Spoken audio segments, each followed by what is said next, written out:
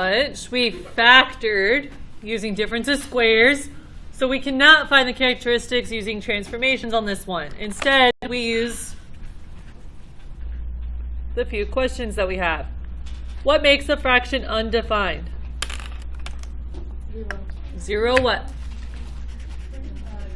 Zero denominator. So then I want to know, before we even identify anything, how would I get a zero denominator? Well, this says positive 3. What x value makes it 0? Okay, so x equals negative 3 is undefined.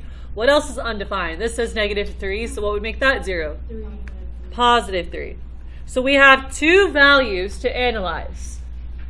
These two values have the option of being a RD or a VA, the vertical asymptote.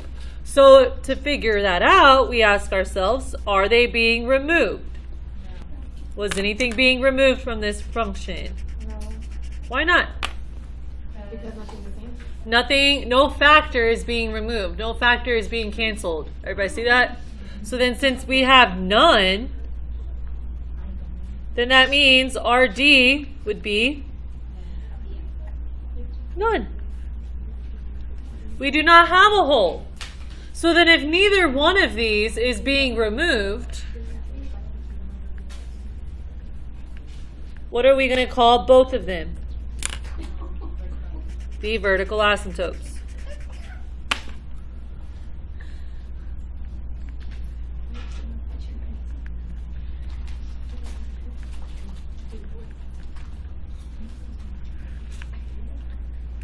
Am I done? Are those all the characteristics I need to look for? No. There's still one more characteristic. What was it? The HA, which we use what for HA? What determines the behavior of the graph? Exponents. What about the exponents? The degree is the highest exponent of the variable. So degree rule. We want to know which degree rule are we using. Well, first, let's determine what the degrees are. Go back to the original. Why are they the same? Yes. Why? They both have the same exponent. They both have 2 as the highest exponent. So the degree is the same. Like divide. What does it say the rule is? Divide the coefficient. Divide the coefficient. So what number is in front of x squared? A 1. And then the same thing over here is a 1. Divide those. What's 1 divided by 1? 1. So my HA is 1. y equals 1. Now do we have all the characteristics? We have HA, we have VA, and we have RD. Yeah. Yes, so then we can graph. Starting with your asymptote. So we got 2 vertical asymptotes. One at negative 3.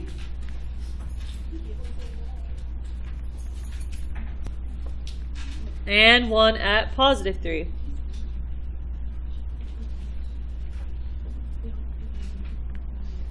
And then our horizontal asymptote was at y equals 1.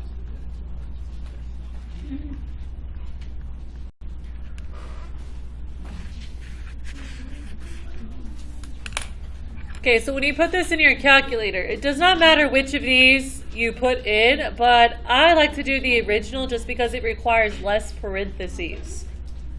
So if you want to put the factored version in y equals, go for it, but I like to use this one because it seems simpler to type. Just make sure to put parentheses around the numerator and parentheses around the denominator. Go in your table, but we have how many asymptotes to center? We got 2 different vertical asymptotes. So then first, let's put negative 3 here. And then leave some space to separate the asymptote, and we'll put the positive 3 here. This is the one we did on our one month. No, it's not. No, it's not. It looks almost the same. Okay, what do y'all notice about all the decimals once I typed them in?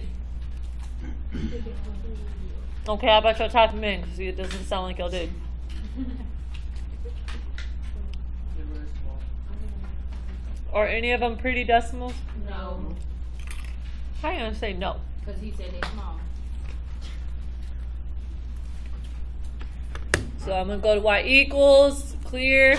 We have x squared minus 4 divided by x squared minus 9.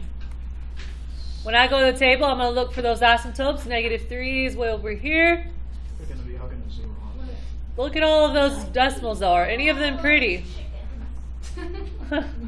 Nope. None of them are pretty. What did I say to do if they're not pretty? Round. Round them up or round them down.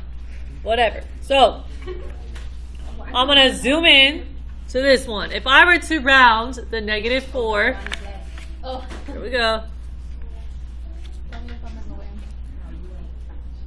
Let's round it to the first decimal spot, the 10th place, which means if I'm trying to round the 7, I look at the following number. What is the following number after 7? 1. What's the following number after 7? 1. 1. Is 1 bigger Then 5. than 5 or equal to 5? No. So then will it round the 7 up or does it keep the 7 the same? Keep it the same. All right, so we got 1.7. Now I move on to -5. Again, there's a 1 there. Is it going to round the 3 up or keep it the It's same? gonna stay the same. It's gonna stay the same for the other one. Now look at this one. Oh, I go to Is 8 going to round the 1 up or is 8 going to keep the 1 the same? It's going to round it up. So then for -6, I'd put 1.2. The 8 would make the 1 round up. Question on how to round whenever you are estimating. Okay, so then now let's go below the asymptote. We got -20. And let's use that one. We got -1 point what? 5. Huh? -1 point. Round it. I mean 4. 0.4. Yeah. Okay, I don't want to use that one. That one's the same as what we just put. Oh, look. It goes back to 20. And now we're at our asymptote. Okay, then we got 3 more on the other side. 4, comma, 1.7. 5 in, and 6 in. Okay, so we got enough coordinates to graph. I like how you're just looking at mine.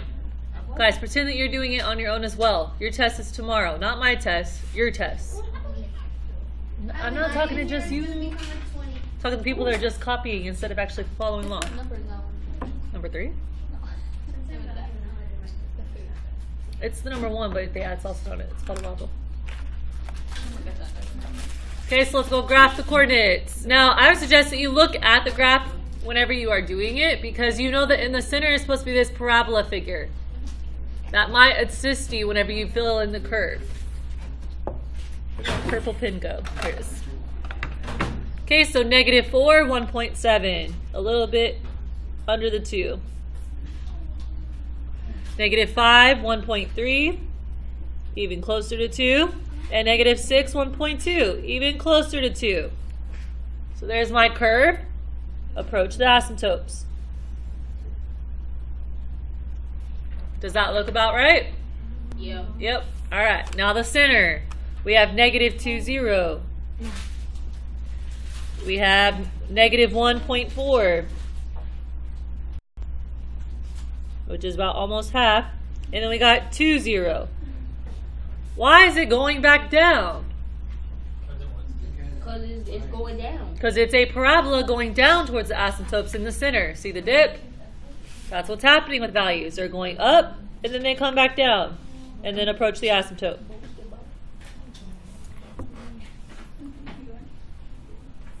And then the last section, we got 4, 1.7, 5, 1.3, and 6, 1.2. There's the curve, extend it towards your asymptotes. There we go. Now, do I need to go put an open circle anywhere on here? No. Why? Because there's no RD. Or no RD, so we don't have to remove any of the coordinates. Okay, so if you were to do domain and range on this would be very similar to our bell ringer. We would have to stop at 2 different asymptotes, so we would have 3 sections of our domain. The range is a little bit tricky, so we're going to leave off domain and range, but we'll do domain and range later on another one. Okay, do we have questions on 3 before we move on? Can I move it then? Yeah. Okay, flip it over.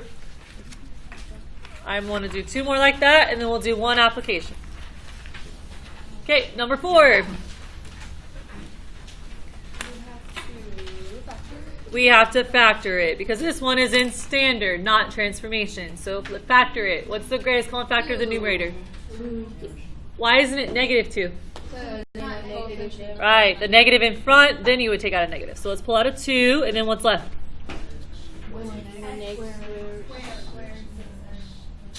Good. Okay, not fully factored, but we can use our A equals 1 rule.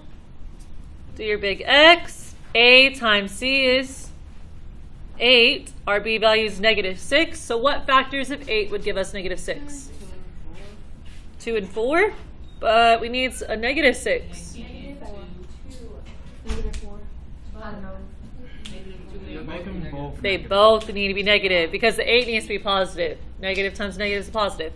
All right, so in my numerator, we get 2 on the outside. And then what are the factors that we just found? And x minus 4. Good.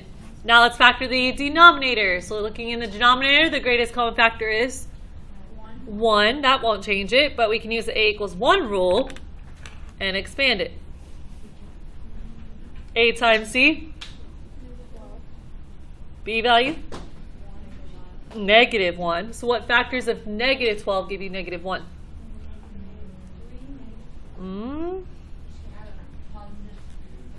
Negative 4 and positive 3 because we need it to stay negative. Then my factors in the denominator will be good. All right, same questions as on the front side. First thing is, what's undefined? 0 what? Denominator. Okay, so then what x values in here causes a 0 denominator? Well, if this is plus 3, then we need a... And if this is negative 4, we need a positive 4. All right, so those are the ones we're focusing on. What are the next two questions? Which one's removed? Okay, so is one of them removed? Which one?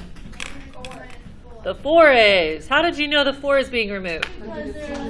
Because up here we have that same factor being crossed off. So then we know that the x equals 4 is part of our RD. But am I done? Why? Because you gotta find The what? The y value. Okay, so we're going to take that 4 and do what with it? Plug it in everywhere we see an x. Okay, so I take that 4. We're going to plug it in where we see an x and what's remaining. Oh, wait, no. No, it's not. So we get y equals 2 times 4 minus 2 over 4 plus 3. Let's do it. What's 4 minus 2? 2. And 2 times 2 is 4. Over 4 plus 3 is 7. Will that reduce? Nope. So there you go. There's your RD.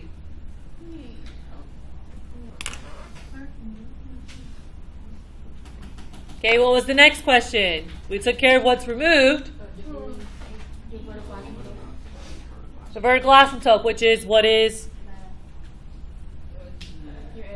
not removed.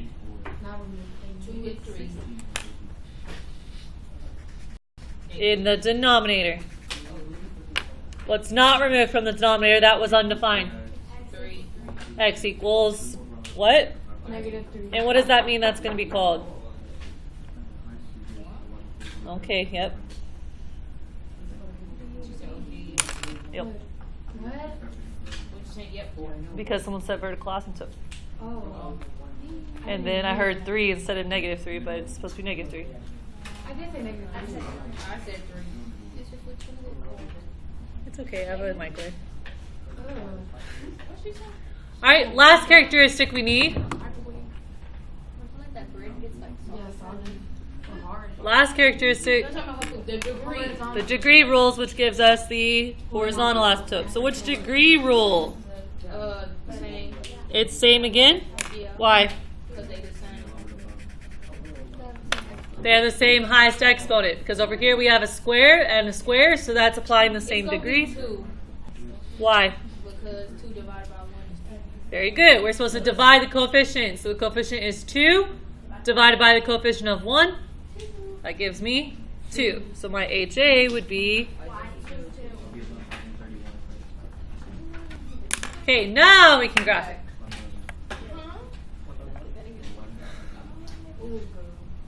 Okay, start with your asymptotes. We have an asymptote at -3.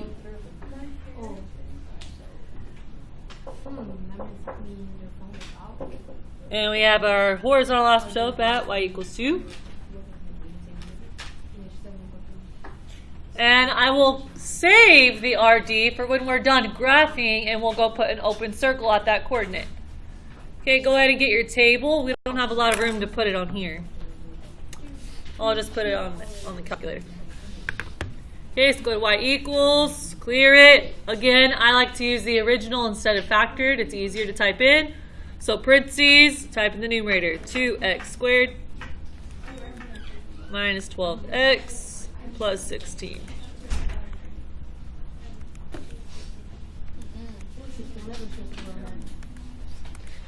Graph it to get a preview.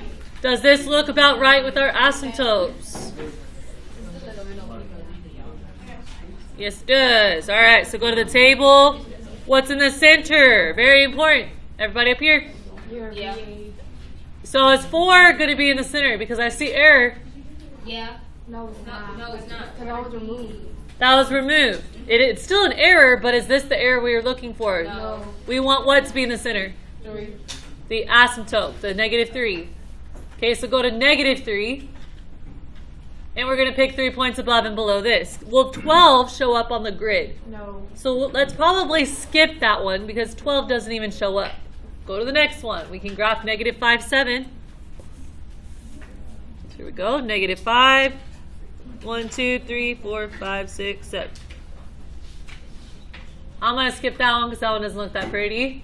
We can go -7, 4.5.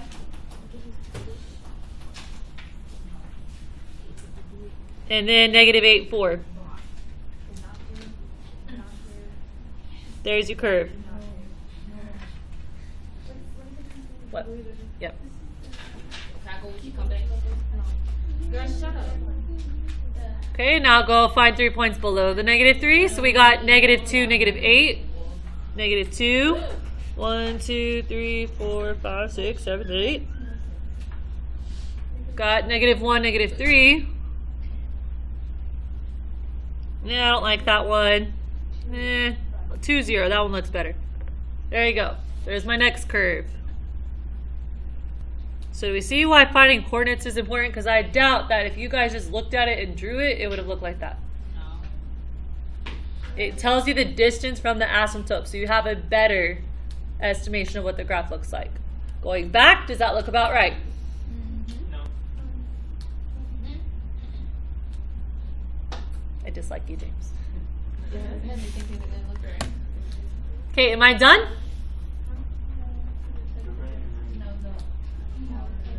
You need the RD, which is at 4, 4 over 7. So go to 4.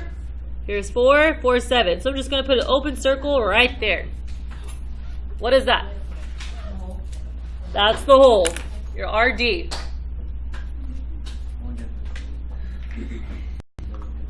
Okay, so if we were to be doing the domain, how far to the left would it go? Okay, where would it stop? -3, and then keep going from -3 to 4, because you need to stop at the hole, and then from 4 to infinity. Now flip it, doing the range. How far down? Negative infinity. Okay, going up, going up. Am I going to stop at the asymptote? 4. Not 4. What was that hole? The x was 4. What was the y? 4. 4 over 7. So you would stop at 4/7, then pick it back up at 4/7, and stop at 1. No, 2. 2, and then from 2 to infinity. Okay, last one that we're going to graph and walk through. Only because this one will not have an HA, so I want to make sure that you guys can see that. And then we have one application, and we'll be done. I know it seems like a lot. Okay, let's start by factoring. The numerator is easy to factor because it's a equals 1. Go do your expanding. A times c is -3. The b value is 2. What factors of -3 give you 2? 1 and 2. Negative. Factors of 3? Oh. 1 and 3, but I need a positive 2. So -1. Therefore, my factors in the numerator are x minus 1, x plus 3. What about the denominator? Is the denominator factored? No. Why not? No. It has a GCF. What is it? 3. Negative 3, because the leading number is negative. Take out a negative 3, and then what's remaining? X plus 2. Oh. Okay, same questions. What makes it undefined? 2.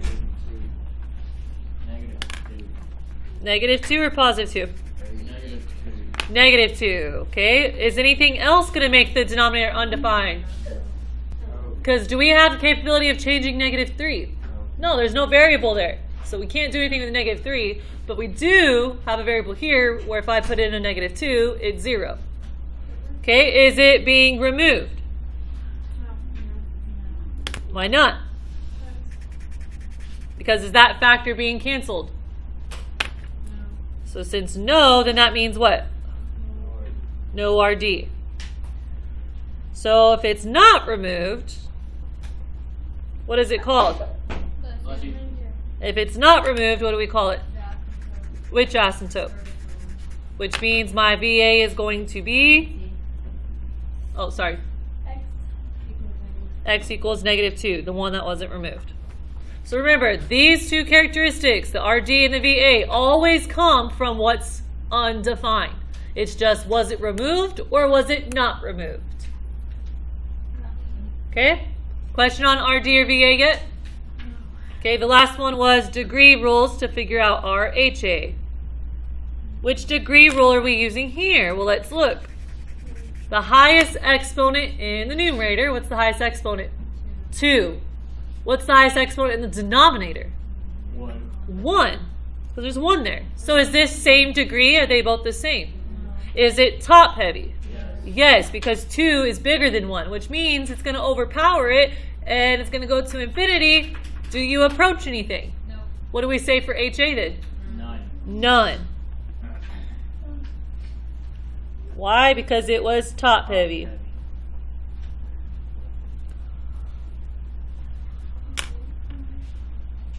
All right, questions on the characteristics? Okay, well, we only got one thing to graph right now before we fill in the table. Negative 2. We just put in our VA, x equals negative 2. Oh. So if I don't have an HA, then that means they are not approaching a Y value. They will be going to infinity. All right, go in your calculator, type it in. Numerator, x squared plus 2x minus 3 divided by negative 3x minus 6. Go to the graph. Does that look about right? Is the asymptote at negative 2? Does it look like the ends are approaching anything? They're going in opposite directions. Are they approaching anything? No. So then we know that our graph is going to be going opposite directions from each other, but still in the table, look for negative 2, because that's your asymptote. All right, here we are. Pick 3 points above and below. Negative 3, 0. I'm going to skip that one. I don't like it. I don't like it. Here we go.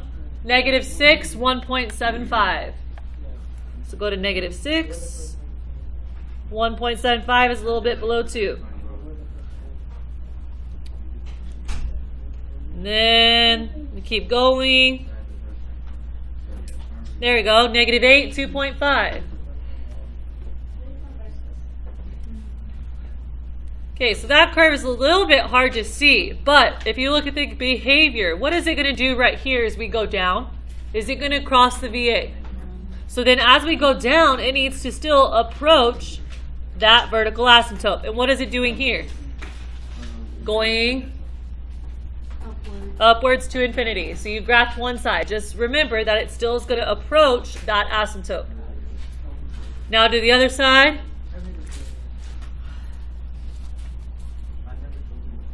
We got 0.5.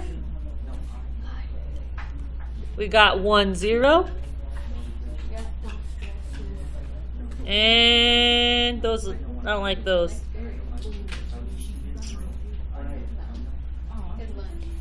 We'll do that one. 7, negative 2.2. Okay, so here we go. This side's increasing and it's going to approach the asymptote. This side's decreasing, going to infinity. So the range would be all like that. Yep, that's my question. All right, so domain. How far to the left will it go? Infinity. Negative infinity. Infinity. To what? Negative 2. Pick back up at? Negative 2. To what? Infinity. Infinity. Okay, now let's do the range. How far down?